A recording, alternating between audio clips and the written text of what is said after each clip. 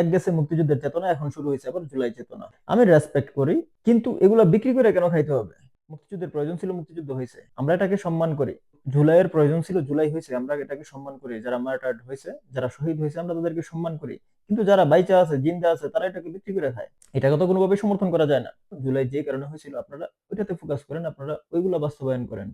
এই চেতনা ব্যবসা বন্ধ হওয়া উচিত। 71-এর চেতনা, জুলাইয়ের চেতনা, এই চেতনা সমস্যা। এই 71-এর যত চেতনা আছে, এই জুলাইয়ের যে চেতনা আছে, ভাই চেতনা ধারণ করেন, কিন্তু এগুলা নিয়ে বিজনেস করার কোনো দরকার নেই। পাবলিকের সাথে এগুলো নিয়ে বিজনেস করার কোনো সুযোগ নেই। এই চেতনা চেতনার জায়গায় রাখেন, দেশের জন্য কাজ করেন। কাজ না করে আমরা এই চেতনা বিজনেস করছি দেশ জন্মের পর থেকে। জুলাই কি কারণে হয়েছে, ওই জায়গাগুলোতে কাজ করা প্রয়োজন। ওইগুলা না করে এই চেতনা বিজনেস, চেতনা ম্যানিপুলেশন, তারপরে লুটপাট, এটাকে একটা টোল হিসাবে ইউজ করা হয়। এই জুলাইয়ের পরে যারা উপদেষ্টা হয়েছিল, তাদের মধ্যে অনেকেই আছে বিশাল ডাকাত, যার মধ্যে মাহফুজ আলম স্বীকৃত, সবাই চিনে জানে। এই মাহফুজ আলম রাজপথে নামছিল কি দুর্নীতি করার জন্য, নাকি দেশের সংস্কারের জন্য? সে যখন সুযোগ পেয়েছে, তখন নিজেই ডাকাত হয়ে গেছে। গণরায়, গণভোটের রায়, এটাকে ইগনোর করার কোনো উপায় নাই। দেশের জনগণ স্পষ্ট জানাই দিছে যে তারা সংস্কার চায়, তারা কোথায় কোথায় সংস্কার চায় সেটাও তারা জানাই দিছে।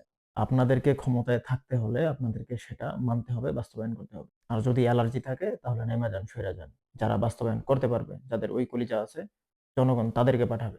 দেশের জনগণ গুম খুনের শিকার হইতে চায় না, দেশের জনগণ ধর্ষণের শিকার হইতে চায় না।